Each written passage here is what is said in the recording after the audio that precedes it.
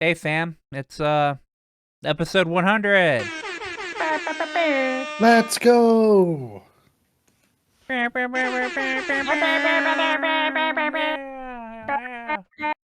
Air horns, lights, fireworks.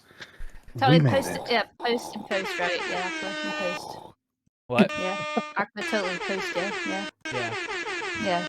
Anyway. I want confetti. I want balloons just flying across the screen. All right.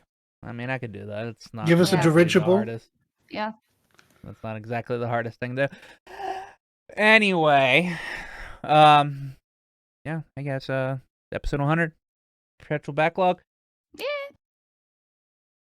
I'm just gonna go into it. We made it. Just gonna go into it. I am not very high energy today. Work fucking sucked today. So I'm very sorry to hear that. Yeah, it was horrible. That being said, Dolly, you and I played games. Video games. We played Valkyrie Elysium this week. Yeah, we sure did. Because it came out. Tell us all about it. This game is hot. No, just kidding. This game is at the moment it's a solid 7. I couldn't argue higher than that. I could argue lower. I could argue lower, but I couldn't argue higher. Okay, I'm gonna ask you to break it down. So first impressions. I mean, first impressions were great. Yeah, first impressions were the demo. It was woo, yeah. And then it was like that for like 2 or 3 missions, all right? Mm-hmm. And then like they didn't add in anything new, and it just kept being consistently the same. So you were like pretty much given everything that you needed, everything that you'll get in like for gameplay wise at the moment. At the moment, I'm only on chapter 6, and I think there's like 12 chapters. Okay. And it's, I mean, Dalek could explain it better, but they don't add anything. Yeah, I'm 5 chapters in, and like Aqua, the demo really kind of enticed me because we've moved away from the previous engine to a more recent one, so the game looks modern. I'm not overly in love with the aesthetic, but it's not bad. It's it's a modern looking game. It looks like a PS4 game. It does. Okay. It does. Let's go into the next category: art direction and story. Yeah. Well, actually, what's going on. I'm breaking it down. Actually, about that. So the art direction is again fine. It's very, very PS4, and I think that's still a fine look. Mm-hmm. The story's not being told to us. Yeah. Like the concept. Yeah. So we play as a Valkyrie who was quite literally born yesterday. Okay. And all we know is that the All-Father is everything, and he needs us to go run errands for him. Yeah. Right. As you do. Valkyrie? So Valkyrie, yeah. Yeah. So that feels a bit weird, given that the other Valkyries had a whole lot of personality, and oh boy, they had feelings on what they were doing. Hell, the other Valkyrie in this game has more personality than our character. And that leads me to the other Valkyrie. So you get a bunch of Einherjar, bunch of human souls who join up with us to help us. Who definitely have more personality than our character. I mean, yeah, they're not. Unfortunately, they're not much better. Exactly. The personality that is present in the game doesn't matter because none of the primary characters seem to have anything worthwhile to say. Mm-hmm. Oh shit! However, the highlight of my time with this game is every time I run into Hilda. She is the dark armor-clad Valkyrie, who is not on board with Odin's bullshit, apparently. And every time we run into her, we get into a fight, and she explains that, hey, you were born yesterday. You don't understand what's really going on. Mayhaps you shouldn't trust Odin as much as you do. And then she leaves because obviously we're not a problem for her. So it's like my high point is literally once every 2 chapters I run into the only character who's willing to tell us anything about the story. And Oh, God. honestly, it's still not much. Odin is just being cryptic about get these things and it'll help me protect the world. Because he's Odin. Yeah. He's And like Orion, he's like purify souls for me. Oh, just so. and then just go gather the 4 holy relics of Asgard, which like Gungnir and a couple of other fucking relics. Yep. And then you're just traveling to different parts of Midgard, killing Now, monsters and finding an Einherjar. it's very clear that Ragnarok has begun. Yeah. Because the world is in shambles. And I believe there's already been mention of Fimbulvinter. Moreover than that, I don't got much. I mean, I'm pretty sure Odin is a liar and is maybe even not Odin. Yeah, it's possible. Well, so the story starts after Odin and Fenrir have the fight, and Fenrir takes a chunk out of Odin, and so Odin is weakened, and so he has us go and gather purify souls to make him stronger, and also gather the 4 fucking Asgard relics. I couldn't name them all off. I just know one is Gungnir. Doesn't matter. It doesn't matter. These are MacGuffins, so there's no real reason to get into it. You don't wield Gungnir. You don't have to worry about it yet. We just need 4 things for the Allfather to get power Fix back. his boo-boo. Yeah. Yeah.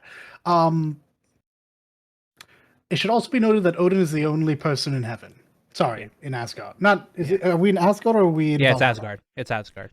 No, I don't think it's. I think it's in Valhalla. No, it's Asgard. Or no, is it Valhalla? Yeah, it actually is. Yeah, Valhalla, it's specifically Valhalla. Heaven, yeah. There are no other gods present. Yep.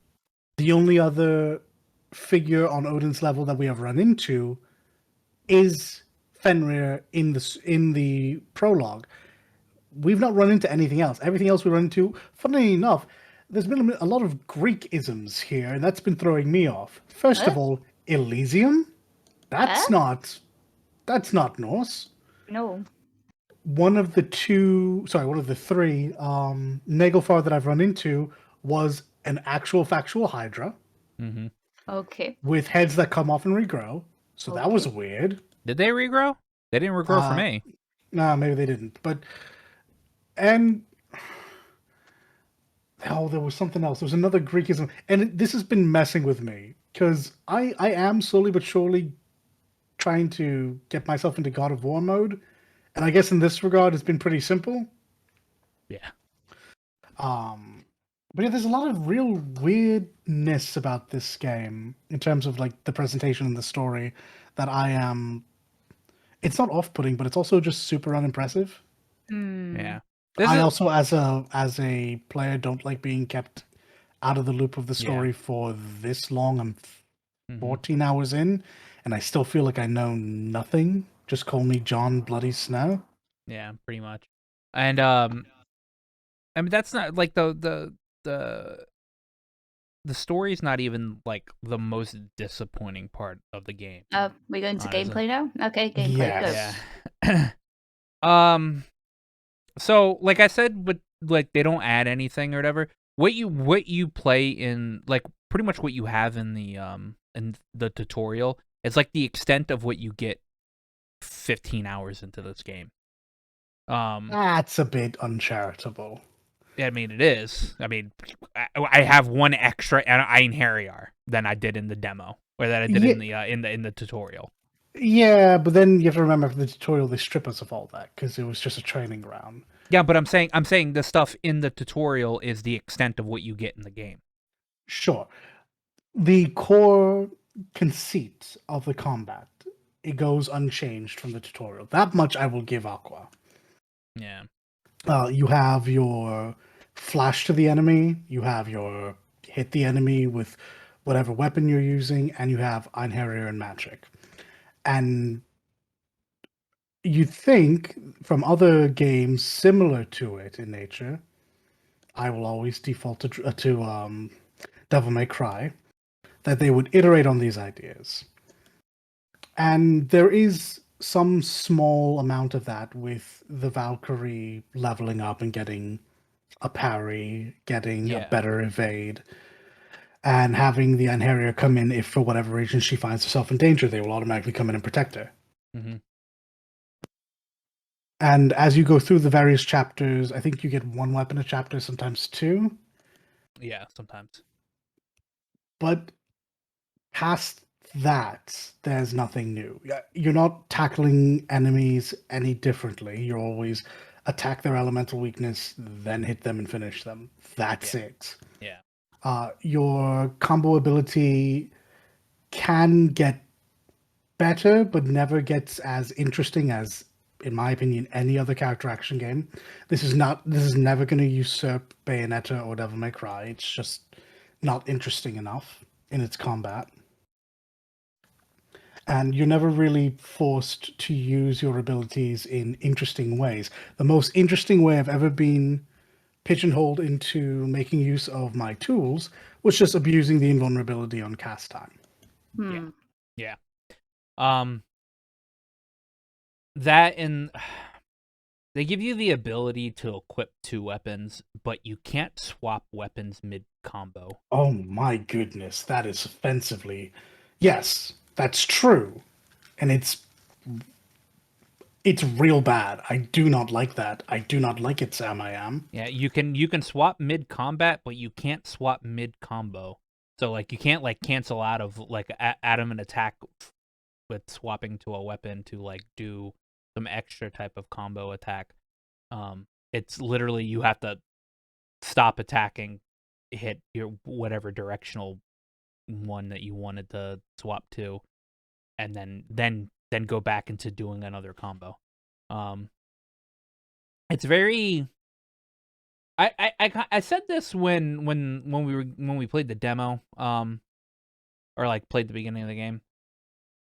It like okay, so it does feel like Devil May Cry, but it's not as it's nowhere near as fluid as Devil May It's Cry. slow.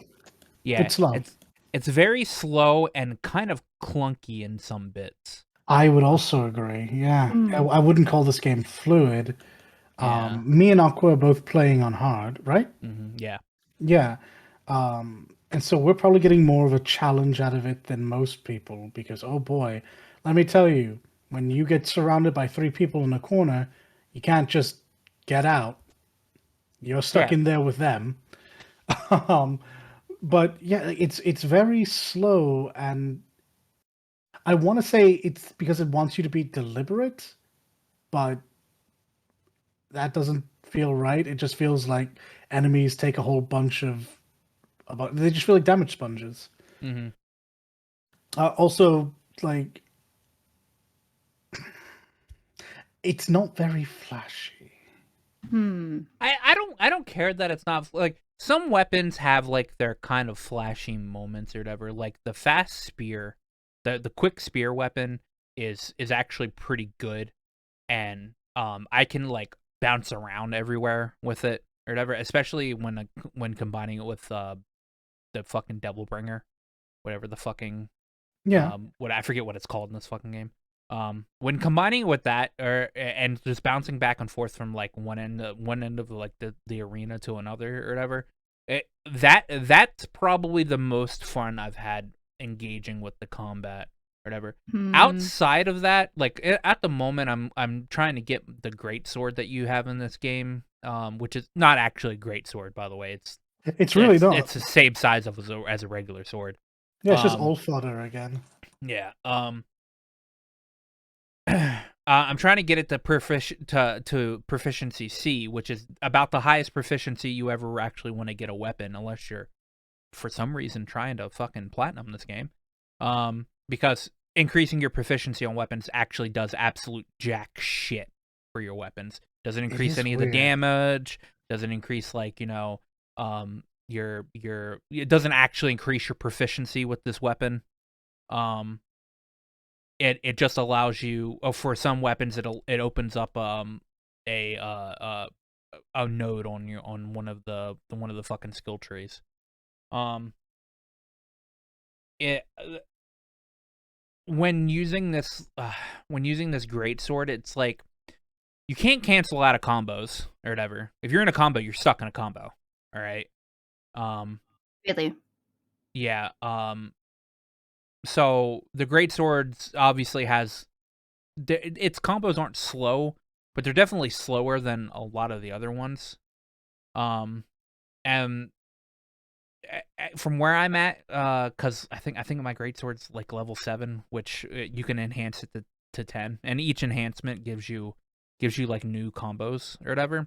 But at the moment, at 7, the combo for the great sword, there's like maybe 3, that max, and that's square triangle, square triangle, square square triangle. And it's that great sword just feels super clunky. I'd be like, I'll get 2 hits in it and then I'll get hit. By the way, you get hit in this game, you get knocked all the way across the fucking arena. And it doesn't matter what you get hit by. It doesn't matter what you get hit by. It could be the smallest fuck. You could just get shot by a goddamn archer. You're knocked down. All right. Yeah, I don't know about the whole getting knocked across the arena, but yeah, it doesn't just interrupt and do a little bit of damage. It does enough damage to be obnoxious, and you will literally go spinning, and you're down for a good amount of time. Yeah. And honestly, I don't think this game's very difficult, but I do think what it relies on you doing is crowd control, which, frankly, I think the game's actually pretty bad about. The spells, there are spells that'll make it better, but you have to use 2 or 3 of them in a row to get the stagger. And God forbid something just walks out of it. So when you get knocked down and the enemies have time to really gang up on you, it can get rough. And it's in this regard and only this regard that I think Anheri are useful. Yeah, because they can just take aggro. Yeah, they just take aggro. But you can't use your Anheri if you're on the ground. So it's you true. Have to wait. You have to wait until you stand back up to actually summon them. It's true. You can't dash through enemies. So if you get fucked in a corner, you're fucked in a corner.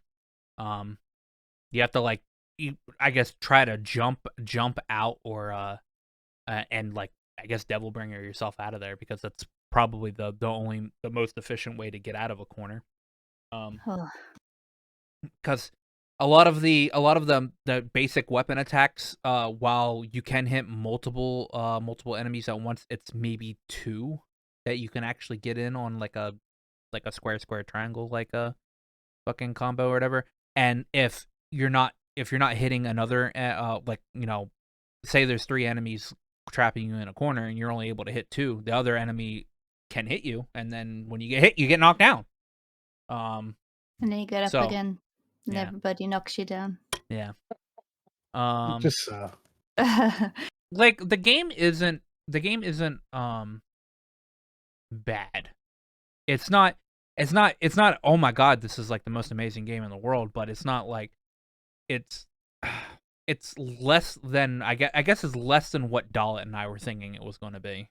Okay. I mean, like I said before, this game's just, it suffers from being boring. Its combat is slow and uninspired, and the storytelling is. I'm 6 chapters in, and I still don't feel like I have a good grasp on what the actual story is. So. Okay, so last section then. Since you're just in technically the middle of the game. Yeah, what is according to your PlayStation, hope? I'm 55% through. Ooh, okay, so what is your hope for the rest of the game? When am I getting Nibelung Valesti? No, that's not even mine. Goodness, because I have a funny feeling I know how to get it. My hope is just that there's more to the Valkyrie skill tree, and that it allows me to unlock something that makes combat more interesting. Yes, because obviously I went down the list to the bottom of what we have, which by the way I think is the bottom of what we're just going to get, because don't say it. I mean, I need that to not be true. It says I'm like halfway, like it say like for the attack, it says I'm like halfway through, and I've counted the nodes. So it is about halfway of how many nodes that I've had. So how do you make Nier and then how do you have something to do with Nier and then have this game and Babylon's Fall just be so uninspired in combat. I mean, Square has nothing to do with this development-wise. It's all third-party studios. They didn't have anything to do with near those Platinum, but anyways, yeah, that would be my list. My hope. I hope that there's just something that happens. We talk to someone, they just unlock something in us, and we understand. We can just fight better. I don't As far think... as Nibelung Valesti goes, I guarantee you, it's just when you hit. I guarantee we don't get it. I don't guarantee we don't get it. It's a trophy. We definitely get it. When you get those souls that pop out of enemies, I'd be willing to bet if you suck up enough and that combo goes on long enough, when you hold down triangle, it ends with Nibelung Valesti. It's a trophy that we get it, or is it a trophy? Is it just a trophy that says Nibelung Valesti? Because no, it's a trophy that says use Nibelung Valesti. Oh yeah, but that could just be a story. It could. That could just be like, oh, I'm in the final battle. Use Nibelung Valesti. You use Nibelung Valesti. That'd be really strange to do for this series, though. It's so iconic. Yeah, the game's like a C. Yeah. It's a 7 out of 10 is about what I give it. I don't think I'd probably have this much to say if it wasn't for the fact that I have this thing, or well, no, I don't have this thing, but some games, while the mechanics for it might not be as prevalently like jank on lower difficulties, they're definitely present on higher difficulties. Some games will have that. Like, I can play a video game on normal and be like, oh, this is fine. But as soon as I jack it up to a harder difficulty, I now can see the problems much more. That happens in like certain Kingdom Hearts games as well. I think Dream Drop Distance, the harder difficulty is absolutely like dumb. And that's how I feel about this game. I think if I played this on normal, I probably wouldn't have as much to say. It'd still probably be a C just because of the story, or 7 out of 10. But I don't think the combat I don't think I would have as many combat problems, because at hard mode, it does feel like most of the monsters are just fucking bullet sponges. So. And what's worse about that is, if the combat was fun, that wouldn't even be a bad thing. Yeah, it wouldn't even be a bad thing. Hey guys, don't forget to sub to the channel if you're into what you're hearing. While you're down there, remember to like the video as much as we like you. You'll be good now. It's been 2 weeks, but since I didn't talk about it last week, because Dalit and I did do a Cyberpunk Edge Runners episode. Yeah. I did beat Atelier Sophie last week. Hey, congrats. After not for lack of trying either, because oh boy, I did lose like 6 hours of very, very much progression of that game. How did you do that? What happened? I crashed. It crashed on me. Oh no! And he was in the zone, so he forgot to save. Yeah. Oh no! Oh, in Atelier games or whatever, you'll get into this like a zone where you're just synth looping certain items. You just got you don't for Atelier games, you have to go to a bench to save. It's not like you could just hit the start button and save or whatever. Yeah. And I'm in the zone of doing the synth looping. All right, so I'm wanting to stand at the fucking cauldron. All right, just so I can go back into there and make this next item that has this next trait, et cetera, and just keep going. But I'm pretty sure I think the PC version of Sophie has a memory leak in it. Because after about 8 hours is when the crash happens. Because it's crashed on me 3 times, but the other 2 times I've made sure I had saves like very much close to me. But yeah, I beat it. I mean, I still technically have post game I can do. There's like a lot of recipes I still don't have, and I could do like the post game and like the DLC that came with it. But I mean, I've got the general. I mean, I've got the main story, so that's like all it needs. If I want to hop into Sophie 2 at any point. I did buy Atelier Ryza 2. Because I've watched a lot of like gameplay of that, and that one felt a lot better. And then I did battles in it, and it feels a lot better. There's barely any menuing in the gameplay, so that's good. But no, I think that's actually all that I've played. I watched a bunch of anime this week, this past couple of weeks. I'm still trying to catch up on My Hero Academia. Me and Dalit just started Spy Family Core 2 last night. It's still so good. Yeah, still so good. I And love it so much. my Kuronoki Seki 2 collector's edition shipped last night, so it'll be here within 3 to 8 days. And yeah, that's all me. That's all me. Nice. Is that pretty much the same sort of thing, Dollet?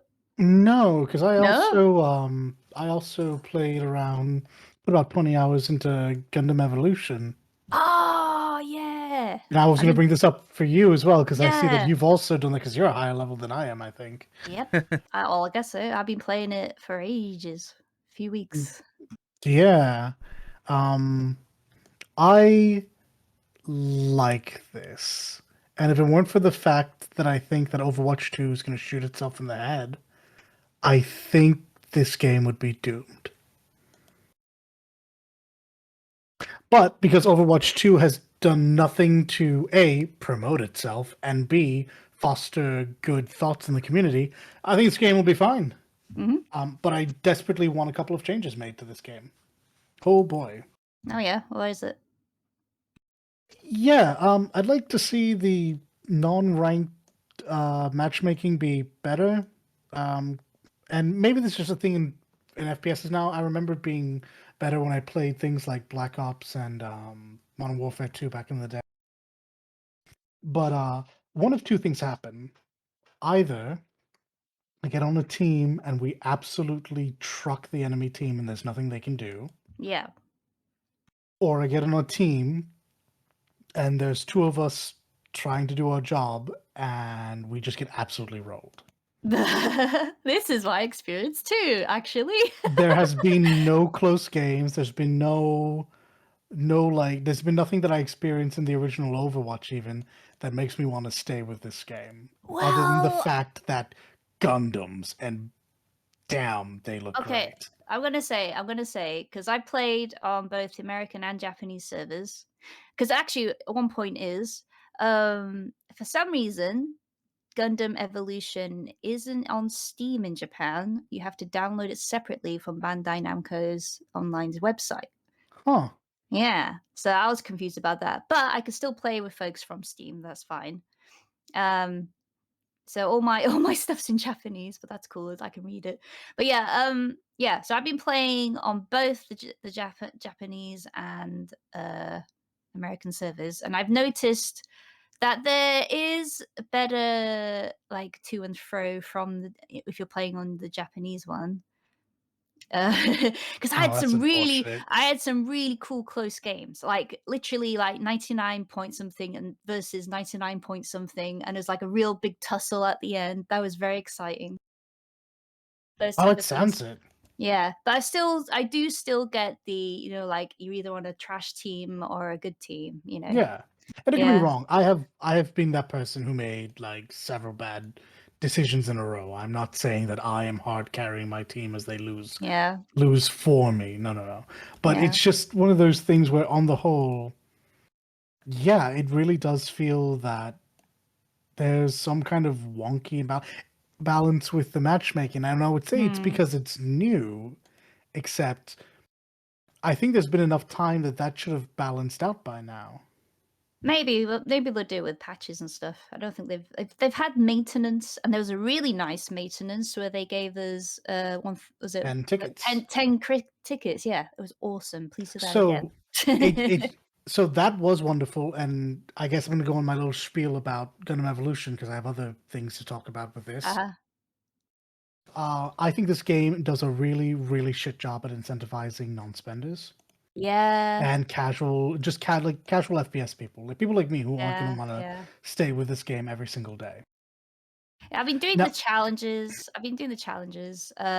They've you get like 50 blue. I can't remember the credits. The blue ones, right? Capital. Capital. That's it. And then like they do have like tickets dangled at you if you do like the day ones. If you complete all those, but yeah, Only I for the agree. beginner. Only for the beginner banner. Once that's gone, we won't have those anymore. Oh goddamn, Because the that's daily really stuff, annoying. yeah, the daily stuff is just capital, which is fine. Yeah, Which is fine, because eventually that'll build up to the 2,000 that you require to unlock any mech, which is yeah, something else I want to talk about, those 5 that are yeah. locked. They But, really starve you. God, they do, yeah. I. So, it wasn't something that I was thinking about too much at first, because frankly, they gave me a bunch of mechs that I was well pleased with. But, someone did point out to me that for people who do require more incentive to stick around, they won't. And when I stopped and I actually looked through the battle pass and I looked at the way the daily, the beginner, and there's a third and the weekly. Yeah, there's weekly and there's like the season, I think. Yes. When I looked through the various avenues by which to gain not experience, but just to gain currency and to gain nice things from the game, I Yeah, recognized pretty quickly that if you didn't pay the $10, and admittedly it's only $10, the $10 for the seasonal pass, you're not going to get much. you're not. No, that was so like I could, and it shows you what you could get as well. When you finish a match, they've got the whole like all your points and stuff is up, Just and then so. it shows you what you could have gotten if you had the battle pass. I'm like, that looks That cool. Now, That's cheeky advertising there. And what It's like annoys me the most, right? You get skins and stuff for stuff you things you can't don't get. own. Yes. That's so annoying. Like I like unicorn's fantastic. I can't use the skin. I just got thanks. Uh, I have gotten 6 skins. I can use 3 of them because Yeah. one of them is for Marasai, one of them is for Mahiru, and one of them Yeah. is for One of the Zakuto Melee. Zakus. Yeah. Yeah. That's not even my biggest issue, though. Like I said, we're going to get there because I think there's been a misunderstanding about those suits. Mm-hmm. But just like I'm going to keep playing. You like Pale Rider exists and Ashamar exists. I'll find a way to enjoy myself. Yeah. To be fair, as far as I'm concerned, I think all of the customization kind of blows at the moment. Mm-hmm. Mm-hmm. Like you get Shars, you have the option, you have the chance to get Shars Zaku 2, and I think genuinely that is the single best possible color to get, and every other thing is kind of not great. Yeah, it's kind of meh. Like I don't know. I got this weird moss puke green for my turn A. Yeah, like I do understand that that's going to be the easiest thing to do. Is just make Yeah. them in a different color. But what they've done with that has been exceedingly lame. It's They lame. look very bad. They do. Um, Weird choices. yeah, I've got a very cute pink gym. same. I have a strawberry daiquiri Jim, and his strawberry gun to go with it. But yeah, I think that if the game had looked nicer, people would be more inclined not to complain about the stuff that's there. But let's go ahead and talk about that elephant that's been brought up twice. Yep.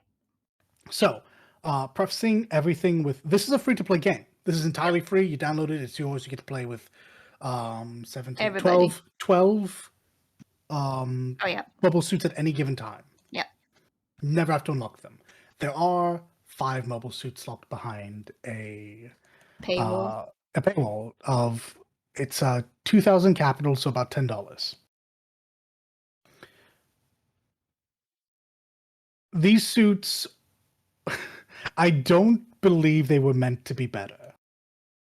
I think 3 of these suits are better than most suits.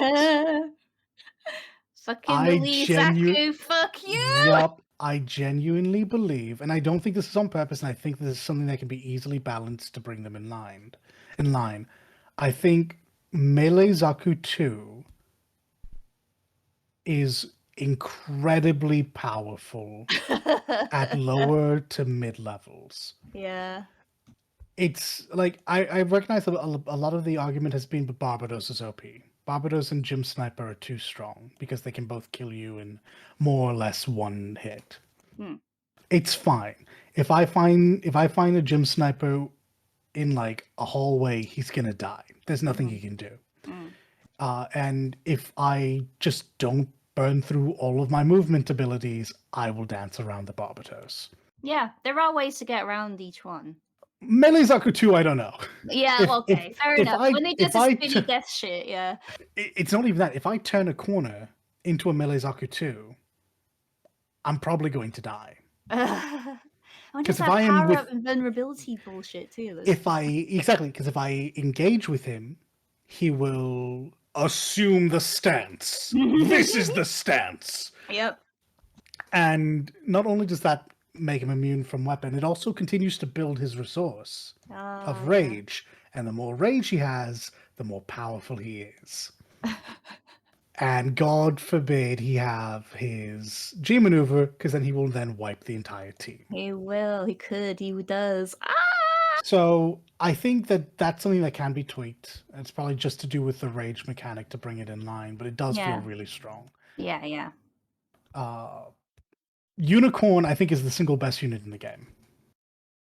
For no particular reason. It has 800 health, so it's standard health, but it has an always active AoE heal that is okay. It's not very good, but it's always active, right? Yeah, it's nice. It's always active, guys. Yeah, you just stand near them. It's so good. And on top of that, it does something fairly unique. One of its abilities just gives armor. Just gives like 300 to 500 armor. Yeah, you'll see yellow little ticks on your health bar. And it can do it to the whole team. Yeah. It's so good. I think people are sleeping when they say Unicorn is only okay. I think personally, it is the most desirable unit to have on any team comp. Yeah, it can turn the tide. And last but not least, I think Marusai is really strong. But I think that's really strong in a way that isn't terribly hurtful to the game, because it's not Junkrat. What's the big one? Roadhog. Roadhog. Because if it does hook you, you will die. Yeah, I've experienced that. But to be fair, it's gotta hook you, and I guess it could slip up and do the combo wrong. So I don't feel as bad about that. Yeah. It's kind of like I feel this with Sazabi anyway. You got the axe, you throw it. You have to hit. I mean, you could still press E, sorry, and then zoom. But you can zoom to comrades. You can zoom to wherever the axe does land. But then, yeah. if you throw it at an enemy and it doesn't hit the enemy, they're not stunned when you zoom into them. No, I'm really bad at throwing the thing. Yeah, it's why I play Pale Rider. I play. Saying that though, I am fucking shit hot at fucking suplexing people with turn A. I love turn A. And the melty radiation of death. The Moonlight Butterfly. I love Moonblade it. Butterfly. I forget what it's called. But yeah, this is me complaining about this game, but I think underneath it all, there's a very good game here. Like, it hits on Gundam, which I think is a niche, so I'm surprised to see it in a team-based hero shooter. Yeah. I have a very hot take. I think this game is weaker for not having been a team-based deathmatch. Because it just feels like most people want to play it that way when all I want to do is group up and attack the point. Yeah. But you know what they should have done? This shouldn't have been a Gundam game. It should have been a Super Robot War game. The license, it would never have come to the West. Yeah, I wouldn't have. The licensing would have killed it. Super Robot Wars comes to the West. Super Robot Wars does not usually come to the West. We usually have to import it from 30 literally came from Listen, let me finish. Right? Let me finish. Usually we have to import the English version from Singapore. 30 is a very rare exception that probably cost them way too much money, and we will not be seeing its like again. Now, if you'd like to prove me wrong, by the way, go ahead. I know a bunch of people who will absolutely love you if you just keep bringing over the Super Robot Wars games. Yeah, seriously, it was been good. I mean, there's so much DLC for it. Exactly, but this is a rarity. This is not the standard, because licensing just amongst just the Gundam franchise is so much. God forbid you bring in the other robot anime, of which usually have split licensing with multiple people. Right. Because So of East and West. My worry now is that since this is a seasonal thing, the season passes and stuff like that, that they're going to cycle out the seasonal ones and replace it with something else. So you have to purchase more. How do you mean? Sorry, I didn't follow. So like for example, Unicorn. Next season they will bring out a new one that will replace Unicorn. It'll cycle out. Oh, I'm worried about that. So I've seen discussion about this, and as far as I've been made aware, that is something we need not worry about. This is going to be closer to League of Legends, where they'll just keep adding more and more and more on, but they'll never make them free. Like, you'll always have to buy them, but they'll always be there. Good. That's good. I'm glad to hear that. I've complained a lot about this game, but I do want to immediately say something nice because the devs did a good thing. Yeah. The ranked was absolute bollocks. It was whole fucking horrendous. You get in, you get disconnected all the time. Admittedly, that is something I managed to, in my 20 hours, completely avoid. I never at any point got disconnected. But people would go in there, get disconnected, have that leaver penalty, and lose ranked points because of it. Oh, fuck. And you wouldn't gain in the rate at which you gained points and the rate at which you lost points were horribly imbalanced. No one was making any progression. After hearing that, the devs did set up an emergency maintenance and fix that. There are no more. You don't have to. There's no like playoff for position. You just start at silver, and if you lose, you get demoted, and if you win, you get promoted as is normal. And they've adjusted the rate at which you get the ranking points. That was good. Because, oh boy, if you lose both the casual and the competitive side, that game was dead. Yeah.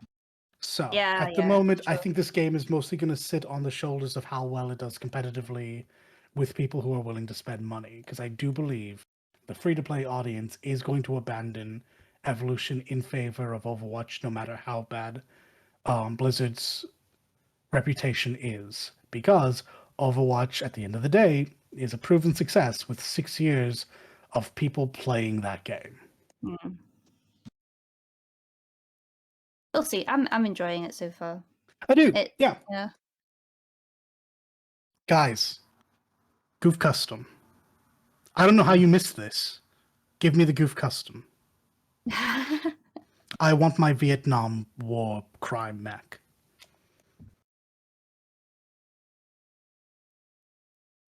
All right. So on that note. Anyway, so yeah, that's the other game I played. But that's it for me. What about you, Like, other than Gundam Evo? You managed to get anything else in? Actually, yeah, since I finished all the work I needed to do, I played Let's a few go. games. All right. I can guess. I can guess. Oh, really? Go ahead. Is it more Fortnite? No. Haha. It isn't. Okay. She broke the addiction. I played. Okay, so there's another free-to-play called Omega Strikers. I think you've heard of that. Yeah. It's by Odyssey Interactive. It's not like Overwatch and that kind of thing. It's actually more like air hockey. I've seen people play this. People play this, actually. I've not. I've missed all of this. Nyan and Aethel play it a lot. It's fun. It's really fun. Like, you're on a when you team of say 3. it's like air hockey, is this like what's the car game? It's no. It's top down though. Yeah.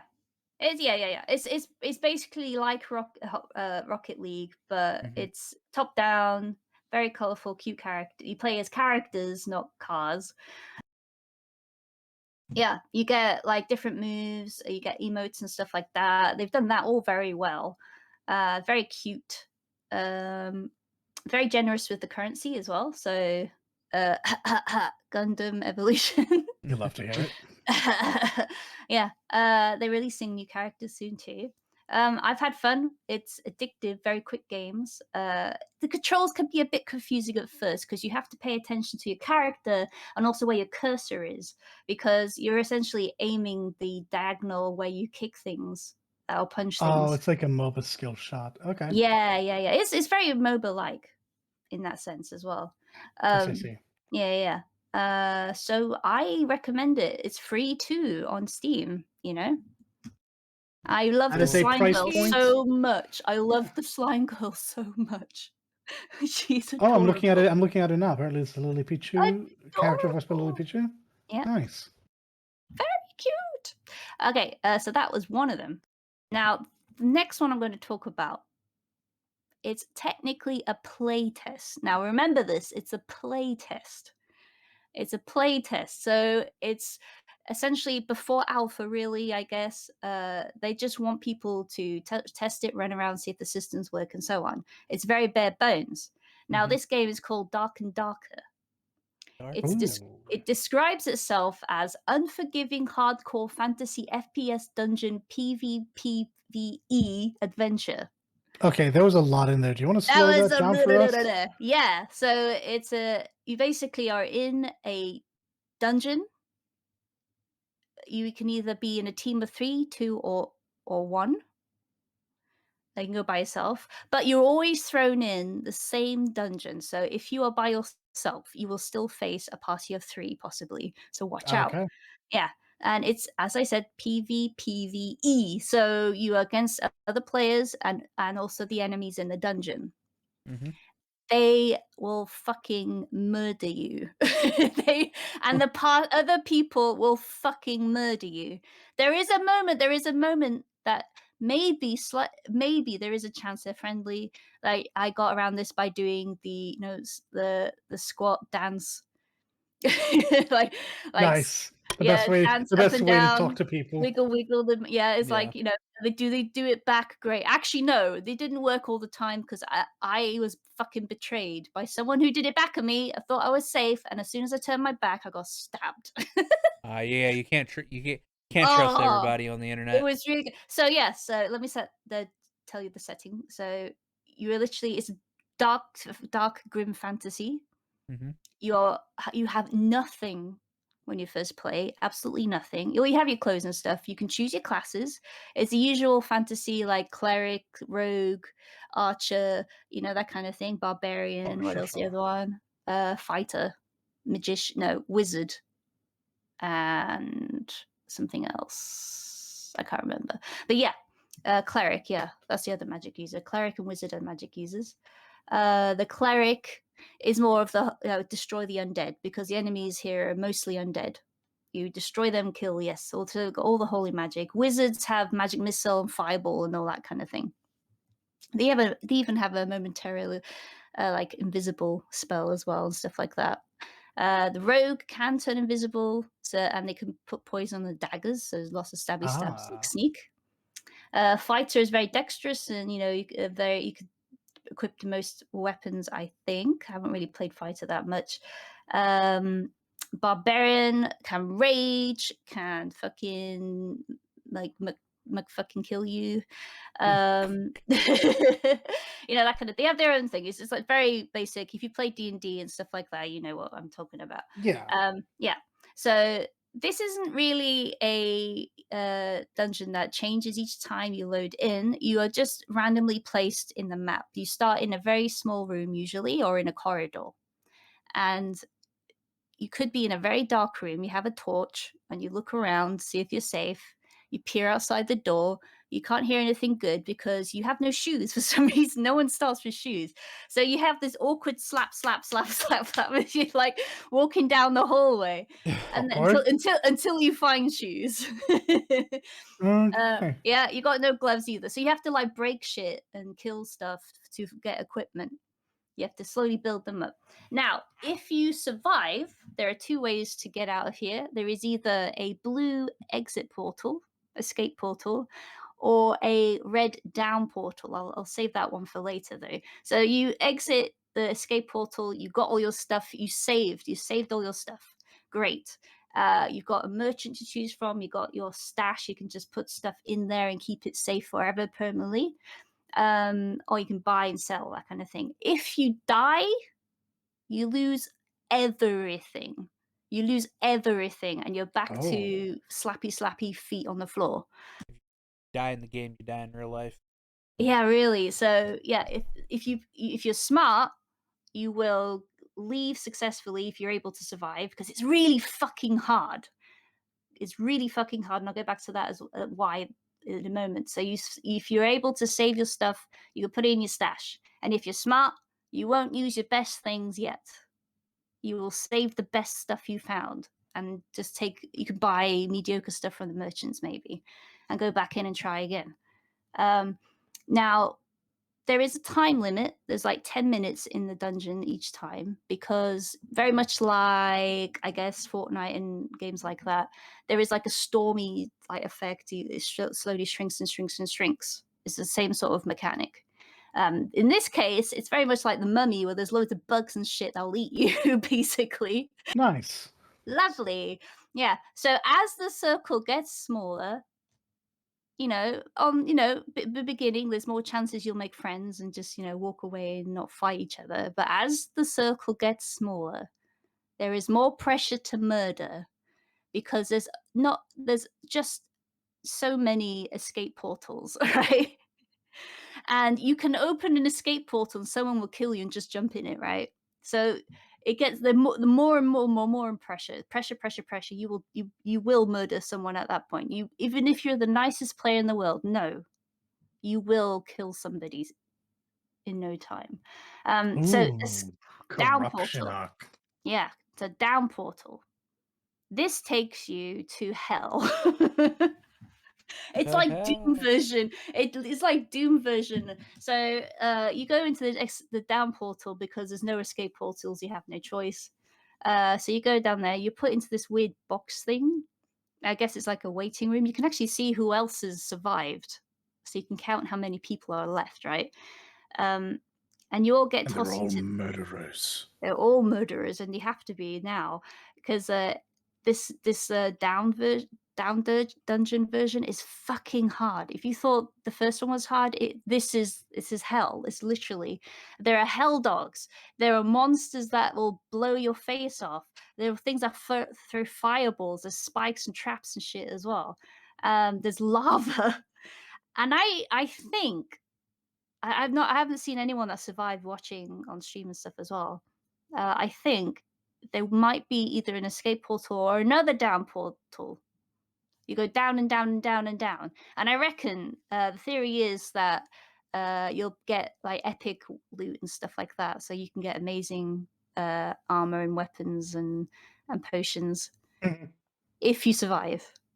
Because if you die from that too, once again you're back to Slappy Feet McGee. And this is just a playtest, and I was having a hell of a time. I loved it so much. I literally spent 2 days straight playing this. Wow. Holy All fuck! right. It's just a playtest. I really am looking forward to seeing what they do. So, like I said, it's bare bones. You can either choose male or female, besides the classes. You can't customize yet. I'm hoping you can in the future, but every woman looks the same, every man looks the same. At the moment. It's just a playtest, and I'm assuming the textures and stuff will be updated and things like that. So I'm assuming like art direct. Actually, I will say the art direction so far is cool. there are like splash screens and stuff you see in between loading times. The art is amazing. It's still dark fantasy, but they have these really vibrant colors in places, and like the lighting and stuff is really cool. I love the art so much. So yeah, right now it's down to for whatever they're doing, but they will be back up for another playtest session at the end of October, Halloween, which is quite fitting, really. They want to release the fourth quarter of 2023, so they'll probably be doing like alpha, beta, and early access in between that. I'm Sure. assuming, yeah. So Iron Mace is the developer and publisher. Oh my god. This came out of nowhere. I just saw this random streamer called Boone just playing it. I was like, what the fuck is this? I'll have a look. Oh, it's free. Okay, I'll try it. It was, oh god, I was Aren't you blown happy away. you did? Yeah. What the fuck? This is amazing. I love this game. I want it. I literally was like, me and a few people that I was playing with went, no, it's ended when the playtest went down. We all were like, no, we loved it. We love it so much. Oh my god, I need it. I need it. I need it. I need this game. What the hell? Where did this come from? It's a mighty need. Really? What the fuck? But yeah, that was what I was playing. Besides Stardew Valley, so that's a continuing thing. That's a Woo. till the end of time thing. Yeah, yeah. I also watched anime, by the Oh. way. Lucas, what Edge are you watching? Edge Runners. No, I was watching Overlord. Oh, you should though. You're watching Overlord? Yeah, I was watching Overlord. How far are you in it? This is the current season. Oh, I think 6. Oh, Episode 6, I think. I'm still in the middle of season 2. I'm up to date. Pretty much, so. No, So people. what do you think? I mean, season 1 of Overlord's nice. Season 2, I'm only like 4 episodes in, so I don't really have an opinion of it. So I don't know what's going on. But that I've. When was the last time I watched Overlord? It was like a month and a half ago, I think. Oh, yeah. Yeah. I blasted through it. I enjoyed it. It's an isekai, but I don't normally enjoy those. But this one's slightly different because the main character is a player that is basically there for nostalgia reasons. He wanted to maintain his guild for his friends. Yeah. The game was going offline, and he wanted to just like walk around his mansion for the last time, remembering all the nice memories he had with his friends playing the game. And then he accidentally stayed online while the game went offline for good, and he stayed there and was like, "Oh, And the world the world changed. The world changed." Yeah, he wasn't in his homeland, the Yeah. homeland in the game anymore. It was in a like his his fucking fortress with all of his NPC characters were transported to like another, and it's like an isekai within an isekai, actually. Yeah. Yeah. He's trapped in a video. He's trapped in what was a video game, who now also got transported to another world. Yeah. And as far as he knows, he's the only one, but he's hoping he'll find other people. Yeah. Yeah. And Overlord's pretty good. Yeah, it's funny. He accidents into so many things. Oh yeah. He's really dumb. Another Everyone talks around him and like manages to make plans work just because they think he has these like 5 million steps ahead, and just goes, "Oh, you mean this? I'll do this. Wow, you're amazing." Oh yeah, yeah, of course. you. Yeah. I feel bad for him though, because he in the beginning he accidentally rewrites Albedo's code to do nothing but love him. Yeah. And so like now that she's like a actual functioning like person or whatever, it's written into there that she extremely like loves him, which is okay. But unfortunately for him, his body or whatever forcibly makes his libido not exist. Yeah. I mean, yeah, he's a skeleton basically. Yeah. So every And time it, every yeah. time he gets flustered or whatever, it just fucking washes over and he goes, okay, I can't get horny. I'm a skeleton. You're just not thinking with bones. No, Uh-huh. it's so funny, and Yeah. he's a gentleman about it. He doesn't take Yeah. advantage of her. He gets her permission if anything Well, happens. Sort of well, like, well, but well. she's all over him. Fucking I mean, hell! he I know. asks He right at the asks. beginning. He asks. He was like, "Can I touch you?" And she's like, Yeah, that's the "Yes." main thing. He asks, and she says yes. That's okay. That is consent. Good job. You know, it's fine. But it's just yeah. He's a gentleman about it. He Yeah, yeah, I tries know. to be Yeah, good, and she is the fucking horniest person ever. Like, what the fuck? I love Albedo. Actually, Oh yeah. she's great. She's yandere as fuck though. Coded, if you're listening, this one goes out to you. Nah, he knows about Albedo. I don't think he's actually very attracted to Albedo. Mm. The vampire girl's fun too. Since when do you Yeah. get a choice when it's a yandere? He's not. I don't know. It's a joke. I got it. He has his like choice in yandere. Like I don't think he likes Yuna Kasai that much Okay, either. we're getting super far off because you're starting to name other people who I don't know. Yeah. The girl from Mirai Nikki uh, or Future Diary. Yup. The poster girl of yandere. Post girl of yandere does not come from Miraniki, friend. yeah. Wait, who's the poster Okay. girl of yandere then? What characters have you met in season 2 so Higurashi. far? Oh, I guess, man. I mean, like, so I'm only in like Yeah, I said, don't want 4 to spoil. That's all. yeah, I'm only in like four episodes in the season too, so it's like, uh, honestly, I don't think they've really introduced any really. I know the lizard characters. Yeah, I actually really love them. Yeah, the lizard I characters are love pretty cool. them.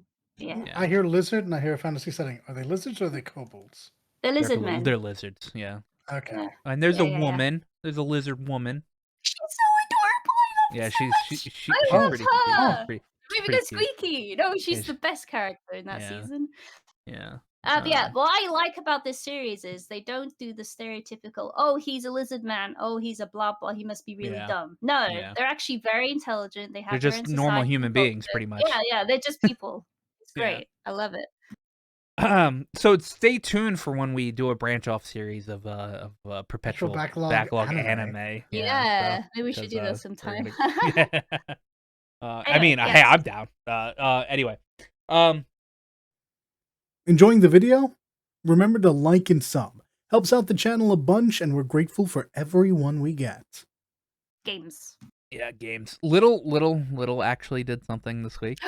That's You speak I so know. poorly about him. But thank you, Little. I always speak poorly about this guy. Fuck him. He said, sorry for absence the last few weeks. It just slipped his mind. what? How could you forget about us? If you want Yandere now, how dare you? How does he forget when he listens to us dare. every week? Yeah. Anyway, What'd he you do? says What'd you you say? finally finished Xenoblade Chronicles 3 story. Uh-huh. And he's very emotionally drained by it. Aw. It's very emotionally draining ending. But it was so good. He said, God, it was so good. But now for his actual question. And I'm sure this will lead into a later topic, which is actually our first topic. Was anybody really surprised about Stadia shutting down? Oh, God. I forgot this was even news. Genuinely forgot this was even news. Yeah. Well, yeah. I just want to surprised. know. Honestly, I want to be able to sit down and talk to someone who makes decisions that can tell me why they thought genuinely that this was going to see success. Because when this was announced, it was literally everyone in the world explaining to you why it wasn't going to be successful. Mhm. Like, And the infrastructure's not there, the responsiveness during gameplay isn't there. Like, what are you? Games are not movies. No. Because you have to interact with them, they require so much more from you. So the only places that have like that pretty much have the infrastructure is Japan and some places in Europe that have the infrastructure to do stream gaming. Yeah, not to mention America, and God forbid you live in Australia. Sorry, mates. Yeah. We're just not built for that right now. Like that's you're gonna run through all of your data so quickly, just playing a handful of games. But like honestly, I don't even think that's the biggest issue. The biggest issue was just that we're not in a position where like what games are you going to want to give to people that they're not going to mind having lag in? It's actually it's actually funny. It's crazy how Stadia's bad PR or whatever ends up being Ubisoft's good PR.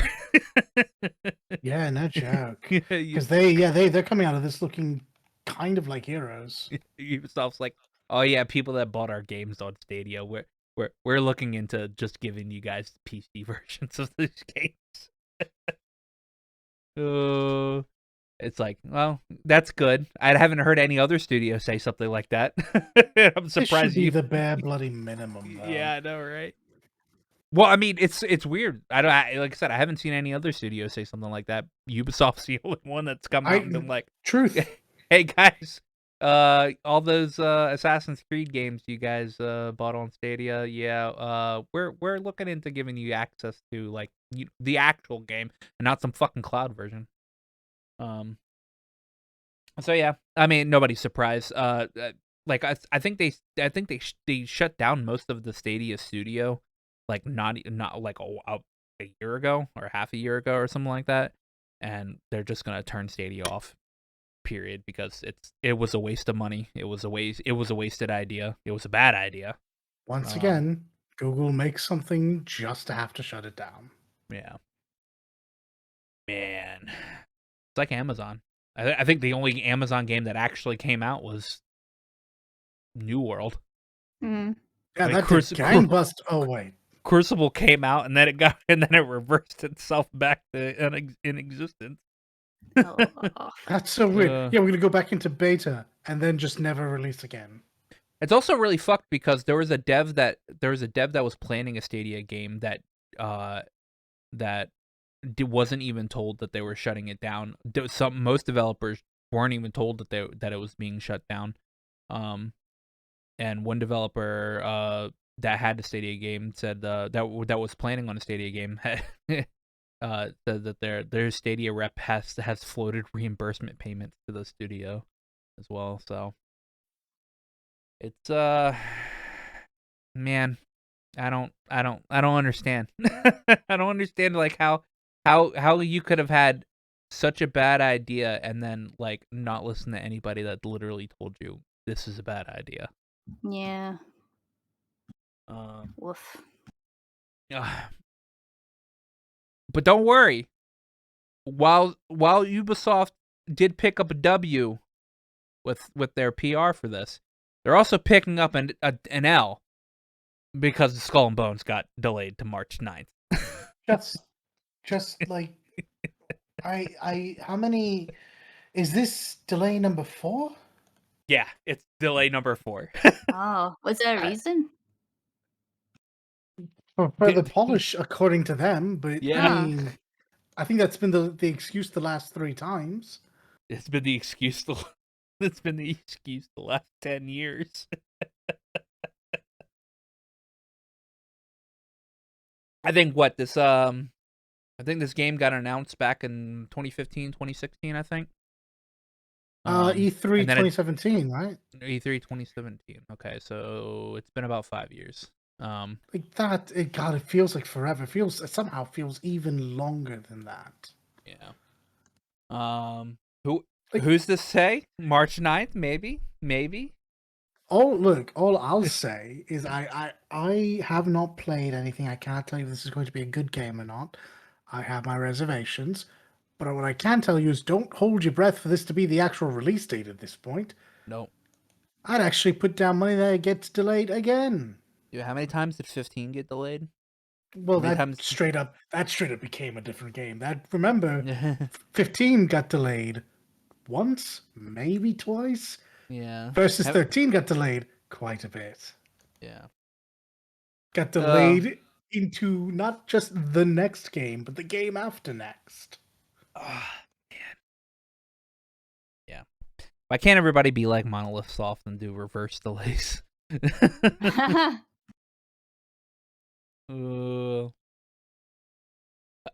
Crystal Dynamics put out a survey asking people about the Legacy of Kain they series did. and their interest. Let's for this. fucking go! So if you guys are interested in maybe getting a Legacy of Kain remaster, remake, Oh etc., my etc., god. Lie. please. Even if you're not interested in it, lie Yeah, and say yeah, you are. Yeah, either Blood Omen storyline or Soul Reaver, you know. I don't know what you would possibly do with Soul Reaver at this point, but I don't care. Give me more. Well, if it's a whole Dalit will buy remake, all the copies. I would be happy. Yes, so my big thing is these games are so old they deserve a remake. That's not at all foreshadowing for what comes next. We'll get there. But genuinely, I could not in good faith tell people to go back and play Legacy or Blood Omens 1 and 2. I don't Yeah. know that I genuinely don't know that I could put someone through that. Blood Omens 2 was kind of okay. I mean, you know, it's not as good, obviously. Yeah.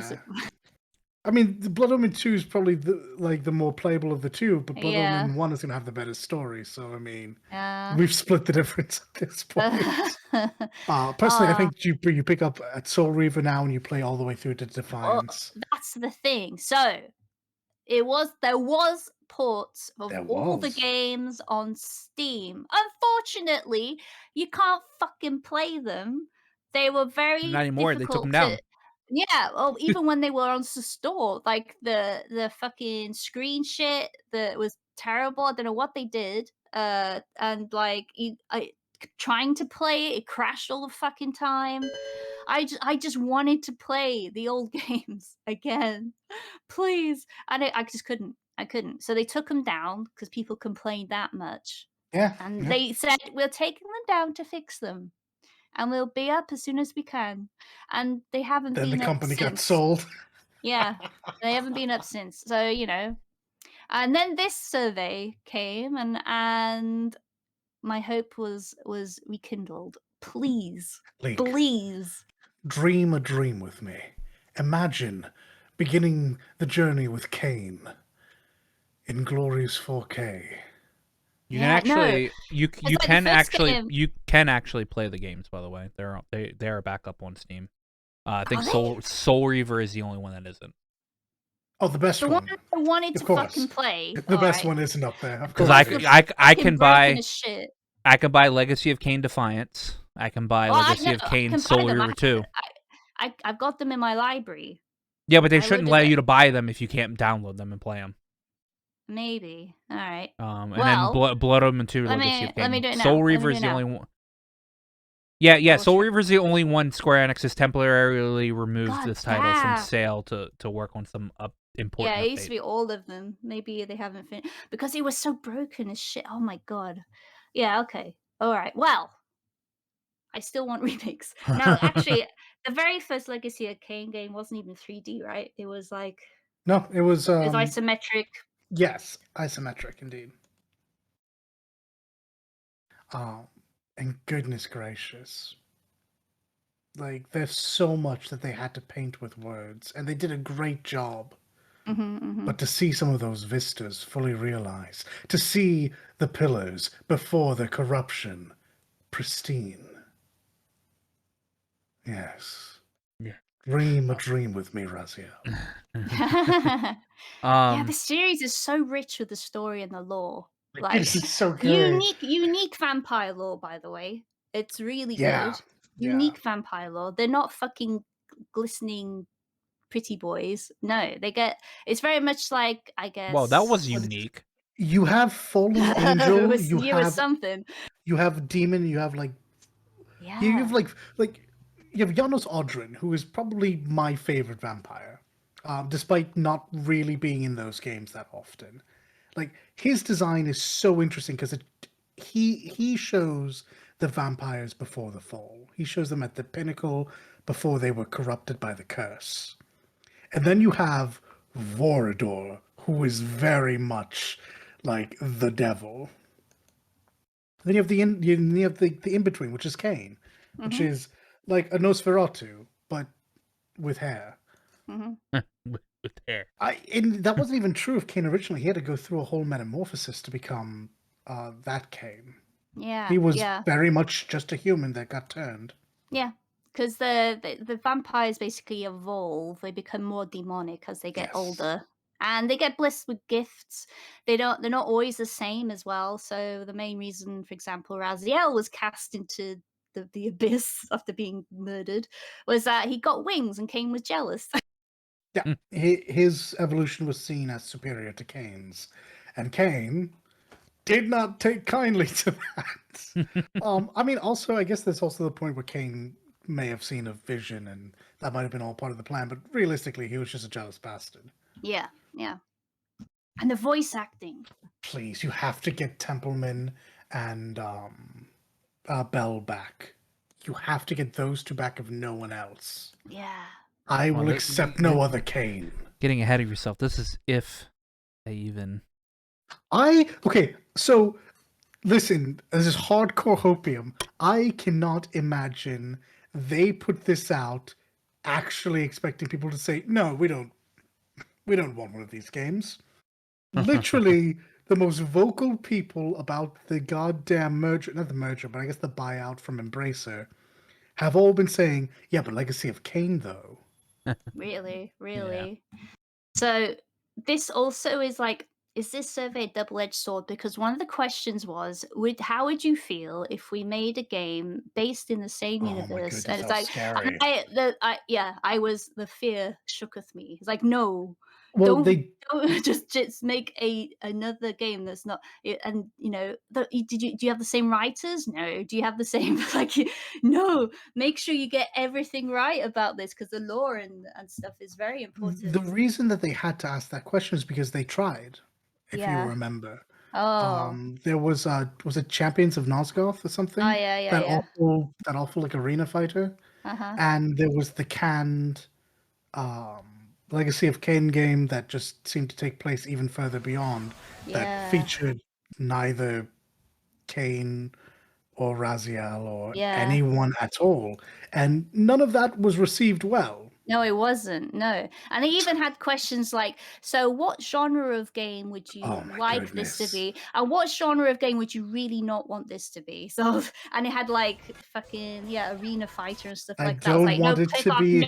No. Yep. I don't want it to be an FPS. I do not Nope. want it to be a MOBA. I don't Nope. want it to be a bloody battle royale. I want it to Nope. be a single player action adventure. I don't even think role playing, just action adventure game. Yeah, exactly.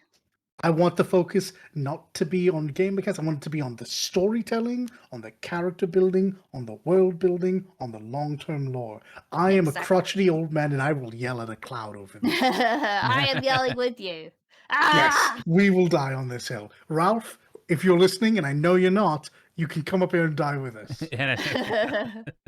dude, you don't know Ralph. Maybe he's listening to this podcast. Maybe he's one of our listeners. No, he hears it, the call for Legacy of Kain, and he answers because he's a good man. Oh, yeah, boy. There's a Hey, do the survey survey. Do the Make survey. the right decisions. Even if you Please, don't, even if you have no idea what the Legacy of Kain series is, do the survey and tell them to make a remake. Please. Yeah. 3 key figures from the Disco Elysium studio are removed from from this studio. I am so worried because it's the writer and the art director. Yeah, And so these are the two obligatory. things. These are the two things that made Disco Elysium amazing. Okay, the art direction and the writing. Obligatory. This is all alleged. This is all going off of. No, there's tweets that confirmed it by the person that Never got mind. let go. Well, I need to find it, but yeah. So yeah, that's not great. So Martin, what's his name, Luiga? Mm-hmm. Posted something to. Oh my goodness, I forget where. where it was posted, but it ended up going to be found by literally everyone on Twitter, because I'm sure all of you've heard this, and it just says that the situation at Zom has like deteriorated compared to where it was during the work on Disco Elysium. Like the presence of the studio has just been changed, is seemingly irrevocably by the success, and that it was kind of an offhand remark because no one knew at the time. Three major developers, as Leak has pointed out, the writer and two of which were the lead writer and the lead on the art department. That's kind of a huge part about why it was successful. The fuck. Yeah, so here's the tweet actually. Here we go. What was it? It was involuntary, their Yeah, so the release. art director says, "We confirm that we are no longer at the studio," and this is from Alexander Rostov himself. So it's Alexander Rostov, Robert Kurzitz, and Helen Hindepeer. These are all the people that got let go. These are the main people that made the first game amazing. here's the bit of contention with it. Were these people in favor of investor changes? I don't So know. that's what it seemed like in They're the not allowed to say. yeah, that's what it seemed like in the dissolution Yeah. article, was that there were some changes that investors wanted to make. And it seemed like these three either supported the changes or didn't support the changes, and they got removed.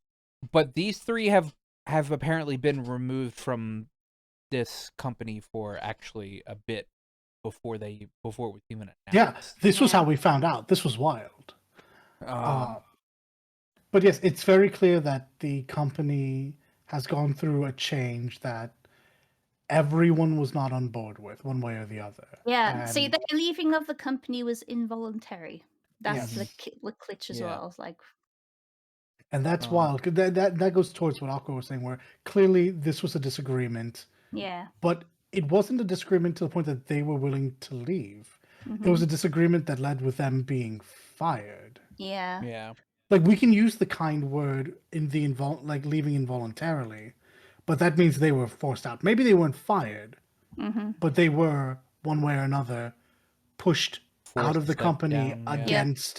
against their better wishes. They clearly Yeah. wanted to be there. Yeah. So I would love to hear more about this, but I wouldn't be surprised if non-disparagement clauses were in effect and they're not allowed to say anything for the next year or so. Yeah, it's usually 2 years for non-disparagement. Mm-hmm. So at least that's what it was for. I think it was Blizzard. I think somebody couldn't say anything for 2 years after leaving Blizzard. So shy of leaks, it's very likely we never hear about this until that clause is up and they can act on it. Yeah. This does.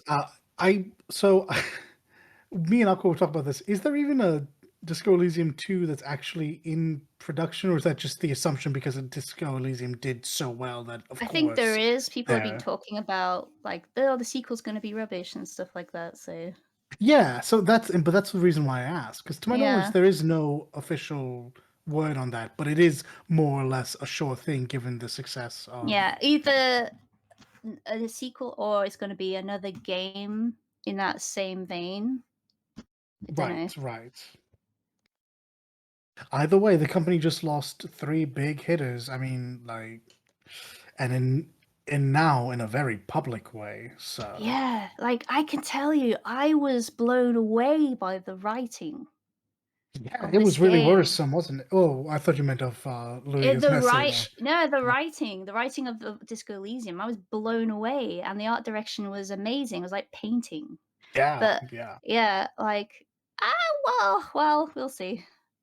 Yeah. I at least at the very least these three, I hope they do go on to do other things. Good luck to them. Mm-hmm. Very much so. Very much so. Yep. Well, due to some leaks 2 days ago, or a day ago, those two. Oh, we apparently learned that there is a Horizon Zero Dawn remake or remaster for PS5, PC, coming at some point in time, because why the fuck not?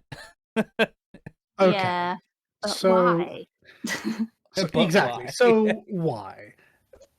Horizon Zero Dawn came out 5 years ago. It came out in February of 2017. And yes, I recognize that means it's on the PS4 and we're at the PS5, but why do we need a remake or remaster? The PS5, unlike PS3 to PS4, is capable of playing this PS4 title. Yeah. And it looks great. And it looks grand. Yeah. I'm not saying that it won't receive an upgrade. I'm not saying that Journey or Forbidden West wasn't visually an upgrade to Zero Dawn, but I do not think the leap was so great to justify this. Now, Yeah. I don't know if Guerrilla Studios was working on anything else, so maybe this is just the best use of this studio, but I doubt it. Mm-hmm. And also, the other half of this is it's not just a remake or remaster. They're also adding multiplayer, which I think Yeah. is ridiculous. But Oh, okay. also, at least that's something that I can kind of get behind. People Yeah. who enjoy this world and that combat system can continue enjoying it in a way that isn't just replaying the story. Okay. Well, I that's do something. not think that means you need to remake the whole damn game. Yeah. You don't know. I mean, what are you gonna do? You're gonna get more keep frames, better loading times, better texture, more Most pause. of which you No, can You can yeah. see probably all the get. pause. Most of which you can probably just get by playing the PS4 on the PS4 version on the PS5. Yeah. There is already a PC version of this game which already has 4K HD texture mod pack. Okay. So it doesn't need this. Like I can argue Last of Us 1 getting a remake. I can at least justify it because it was originally a PS3 game It was that it was got 9 years old. remastered to PS4, and they just wanted to they wanted to actually like do their vision the way that they actually wanted to, so they made the part 1. All right. I Yeah, can I get. like it if I was a lawyer and I had to go to court to fight for that, I could do that. All right. I cannot. I cannot for Horizon Zero Dawn. I This is literally nuts. cannot. I literally can. The actually the only thing I could maybe argue for is making the gameplay a little bit better, because the gameplay is a bit like Horizon Zero Dawn's gameplay is a bit clunky. Like Forbidden West gameplay is a hell of a lot better.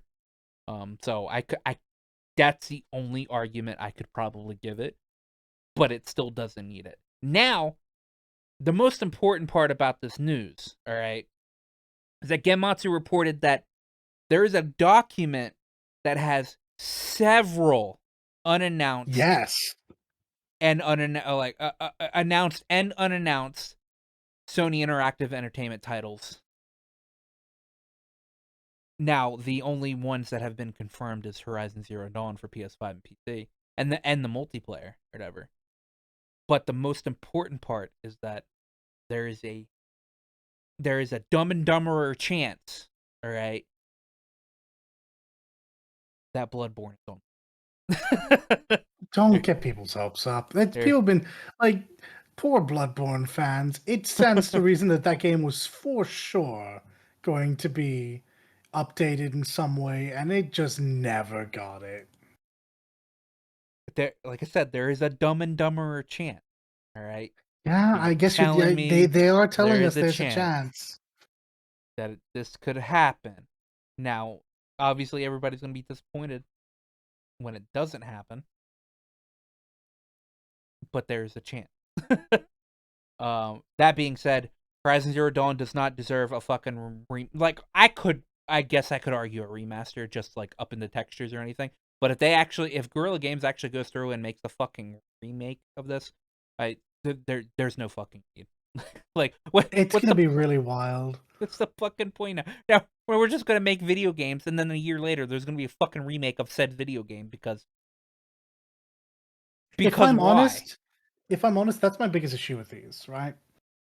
It's not that somehow I believe that Horizon Zero Dawn or Last of Us didn't deserve a remake. Because in another 10 years, I probably would have been like, no, these two games were incredible for the time. They need to be preserved. Mm-hmm. It's all about timing. And I recognize 9 years and 5 years sounds like a lot, but we are no longer making the incredible generational leaps that was PS1 to PS2 and PS2 to PS3. The leaps are so small now that I feel there are other games being left to be forgotten just because these games were critical successes. And they feel that they can get a secondary windfall on that instead of actually trying to save older library staples. Yeah. That's my biggest issue. Yeah. The other issue being I don't know what they're going to do this time. Yeah.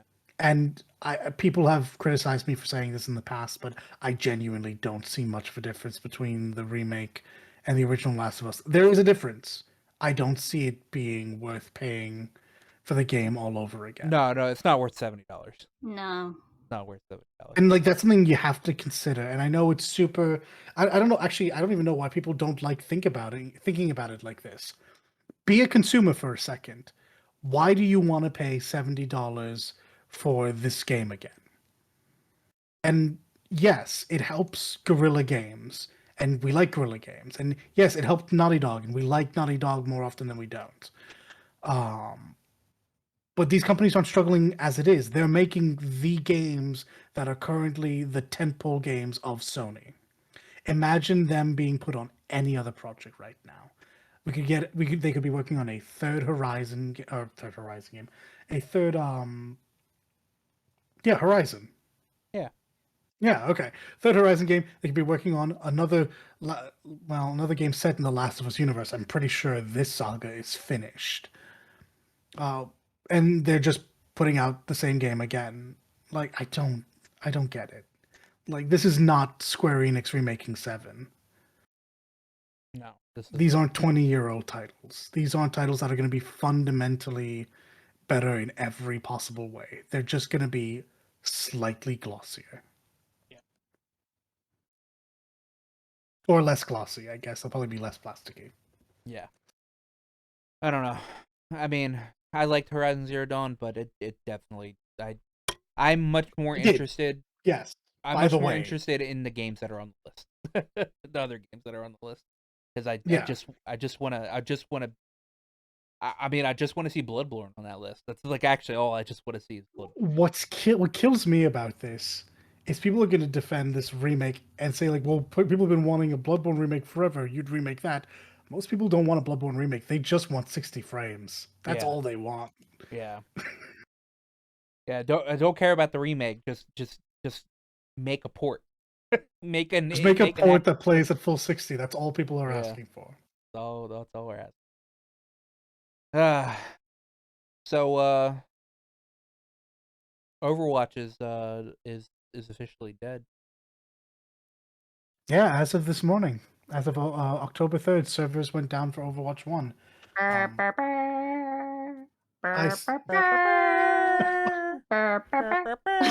F's in chat. I mentioned this to the crew before we went live, but I'm a bit out of the loop when it comes to Overwatch 2. My information is about a year old or more now. Probably more. Mm-hmm. I wasn't aware they were closing down the servers until like last week. I wasn't aware they're closing down the servers until this morning. Yeah, my understanding was Overwatch 1 was going to continue on, but you were not going to be able to access the new features for Overwatch 2. That's the story I remember being told. So to find out, get your Overwatch 1 in now, because coming October 3rd, the servers will be closed down, came as a surprise to me. Because this is just another weird choice in the link of weird choices. Overwatch 2 has run into a couple of them now. In an effort to hopefully cut down on the amount of smurfing and trolling, they've asked that everyone tie a phone number to their account. Oh yeah, I did hear. Allow me to about say that. this. I said ask. They're not asking. Oh, If yeah, you they do not tie a phone number to your account, you cannot do play. not get to play this game. And I personally think that's fucking brilliant. I don't. I think people who smurf only do it because they just want to run over kids. They don't actually want to play the game. I also think that this will genuinely limit trolling. However, something that I had overlooked that someone pointed out to me was that all phone services are not included in this.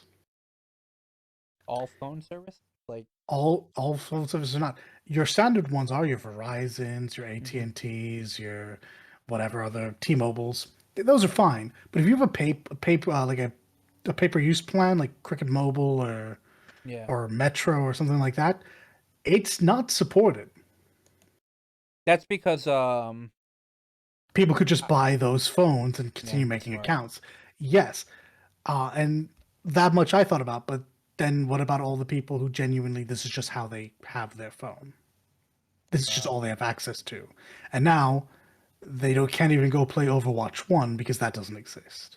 Yeah.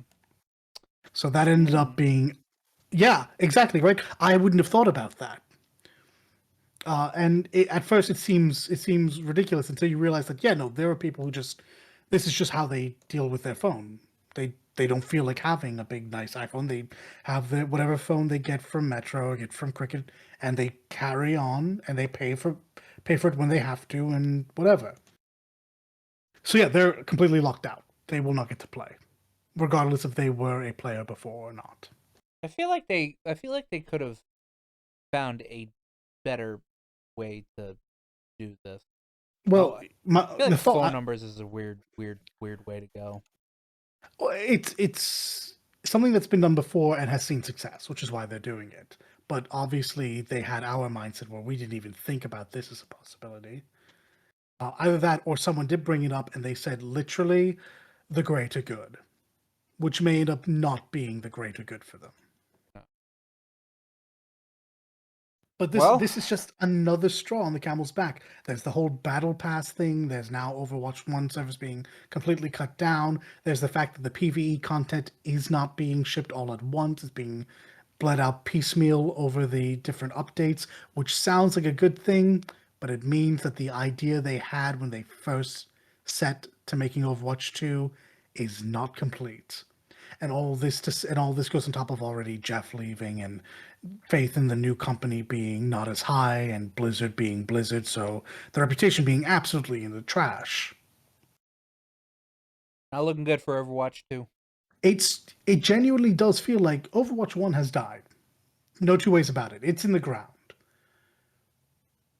But it looks like it kind of grabbed Overwatch 2's leg as it was being lowered. Taking you down with me. Kind of. It's what it feels like. Yeah. Now, again, Overwatch went like 6 years with a fairly solid player base. So there are people there who are going to play. Blizzard just needs to not fuck up. Because there is competition now. That's a tall order. It is. It really feels that way. What a weird thing to say. Like, asking the bare minimum is a tall order of them right now. Super tall order. They've already screwed up a bunch with Overwatch 2 and the game's not even out yet. Yeah, I think a lot recently I've seen people comparing the art. Like some characters, they seem to have changed a little bit. Like Junkrat, he was a fucking feral little Oh, he shit, was. and now I don't know. He's had a bath. What's going on? Hey man, sometimes people Lies. He take doesn't baths, all bathe. right? Dude, sometimes people Look, take the baths. only way Junkrat is bathing is when he takes like a dust bath. Like a fucking pigeon. Yeah, but yeah, overall the style as well. It's like more generic. They've Which is not yeah, it's good because no. people before were comparing you to Pixar. Now they're calling you generic. Mm. And oh, the mighty have fallen. Hey, maybe they'll be smart. Because I genuinely, I'm going to say this, and I genuinely mean it. I meant it like fucking 20 years ago when Overwatch launched for the first time. 20 years. No, don't say that. No, it's not true. But when Overwatch first launched, something that I said to my friend immediately was, they need to make an animated show out of this. Yeah.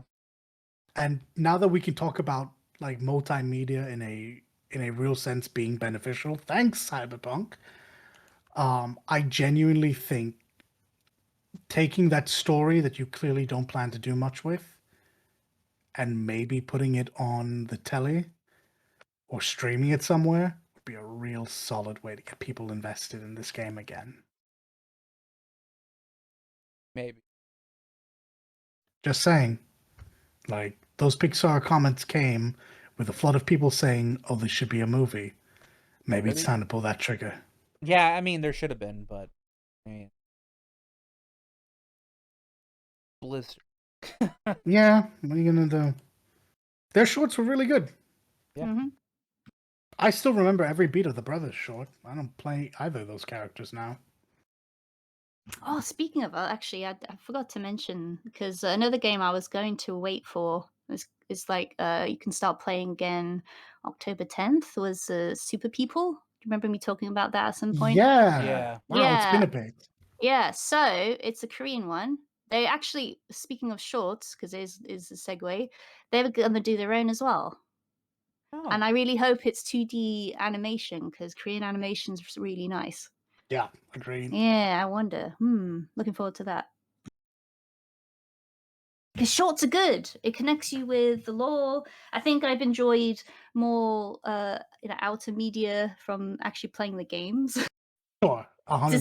This is the case for me with League. I don't play League. I don't play Oh, it. League's art department and their storytellers are great. And none Yeah, of that is in the actual game, so you don't yeah, even yeah. have to engage with it. exactly. Yeah, 100%. 100%. Man, you know what I'm gonna do, Dollet? Go on then. I'm gonna jailbreak my PS5, and the first thing I'm gonna do is I'm gonna put PT on. So yeah, I guess I saw this 4 or 5 Yeah. hours So ago. Yeah. jailbreak. Let's like totally not me explain how that happened It's just a hack. to people.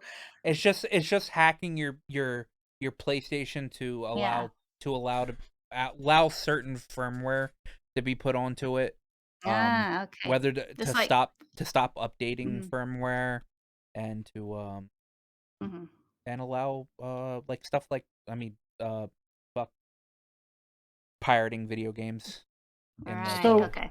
at the like moment, I don't know exactly what was done in order to jailbreak the oh yeah. PS5, but it allows for package installation, and like Aqua alluded to, people have put PT on it because of course they have. It's the meme. It should also be noted they put PT on it. They cannot launch it.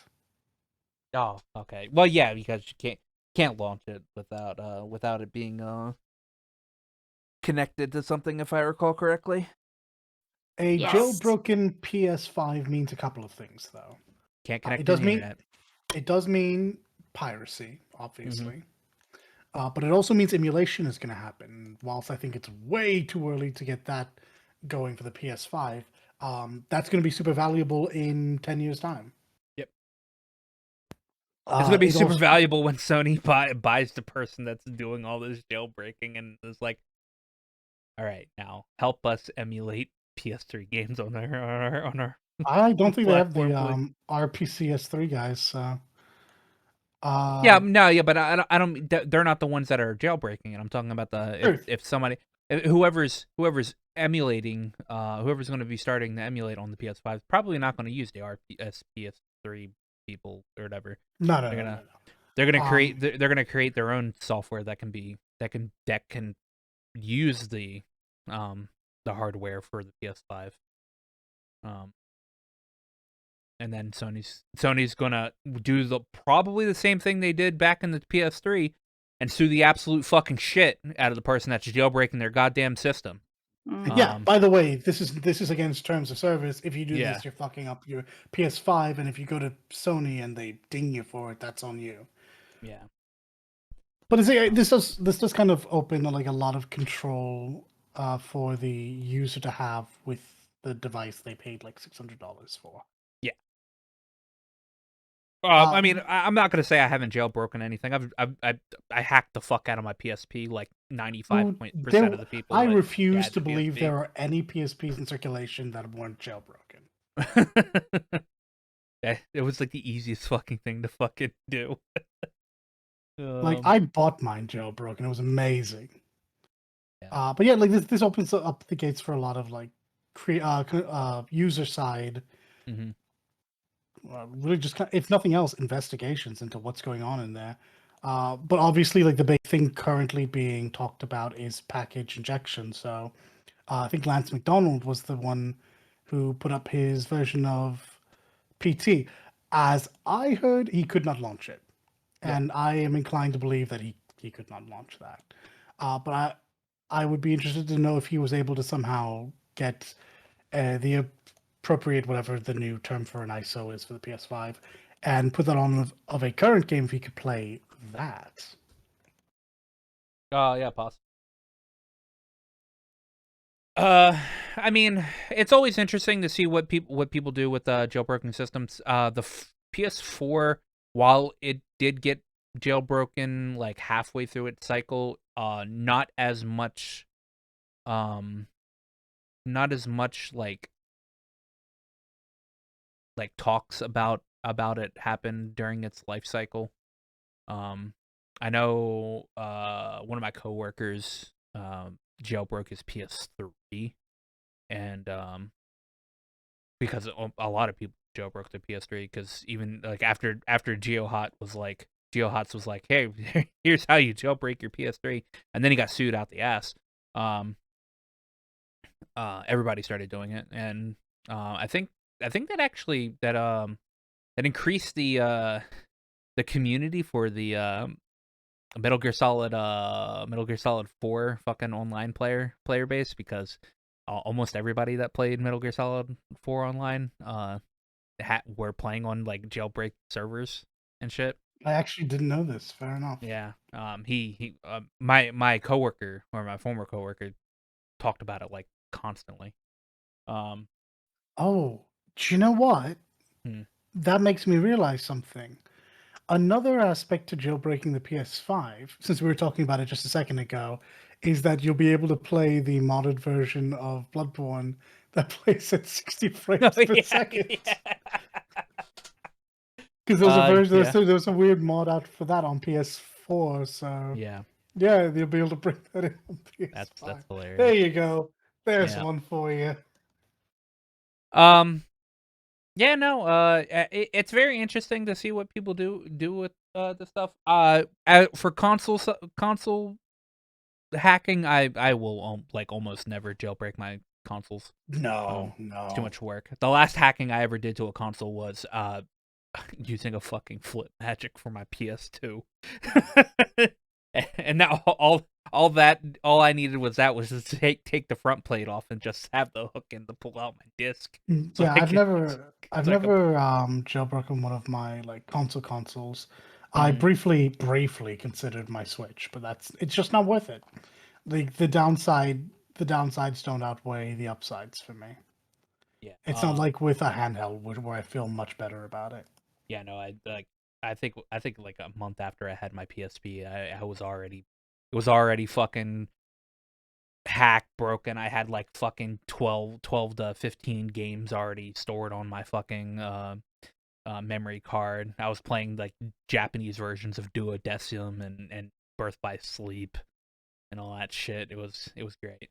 Um but no, I mean, I'll be interested to see what people come up with on here. Maybe we'll understand how this console actually works.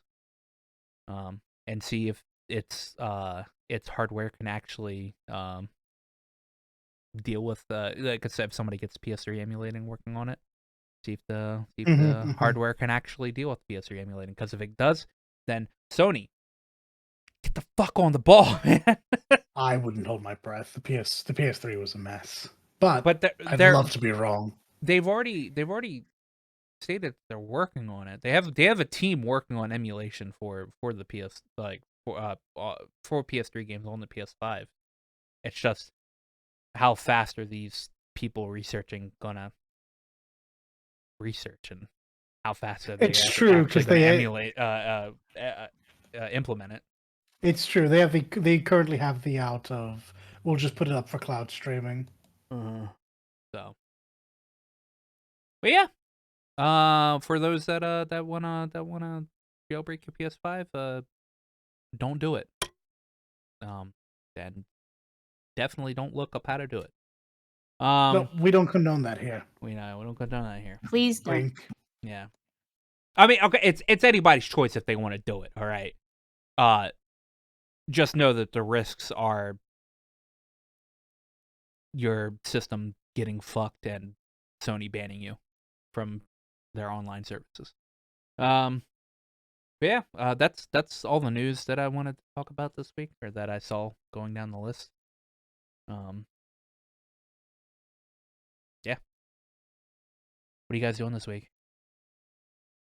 Probably more. playing. Yeah, Evo. More of that. I don't know. Probably. I'll definitely be playing Valkyrie Elysium one chapter at a time. But yeah, I think I'll probably be also playing Evo. I will not be playing Evo because I am not a Gundam fan. Nor was I really an Overwatch fan, so it's just kind of a mash. That, like I said, if it was Super Robot Wars Overwatch game, I'd have then thought about it, because I'm like, okay, well, you know, maybe there's some nightmare frames in there. Yeah, wow. But no. By the way, anyone who they isn't could. a Gundam, The Witch from Mercury, brilliant. They technically could. They technically could put in Kaguya stuff in there, because whether it's a Gundam game or not, still owned by Bandai Namco Pictures. So I wouldn't be surprised to see a weird crossover where you get a skin of them. I don't think they'll put the frames themselves in, though. They don't have to worry about the licensing for it, because they already own it. But no. God, what am I doing this week? Yeah, I mean, I'm same as you. I'll pick up Elysium every now and then and go through a chapter. Like, I'm like slightly going through like the side quests. I'll go through all the side quests that I have before I move on to the next chapter, because Same. Gonna be how it is. My Kurono Kiseki 2 is gonna come in the mail at some point in time. I just checked my Japanese tracking, and it is still in Fukuoka, so I don't expect it to leave Fukuoka. It's fine. We'll just go. We'll have Leak pick it up, and she can play it on your behalf. Oh, true. Unfortunately, she would have to, one, go to Fukuoka. All right, which I'm pretty sure that's a little bit of a distance from you. Yeah, a little bit. Two, she would have to convince them to hand her the fucking game. I think you're undervaluing how charming Leak is. Yeah, but it's like at a international outbound facility. So it'll get to America like in like 2 days, and then it'll take like 3 days for it to Fukuoka's to all the way place. to the south. Good. Yeah. It's right above Kyushu. Yeah, not good. Yeah, all right, understandable. Yeah. Oh, but you could get there in just a few hours aboard Busan the bullet closer. trains.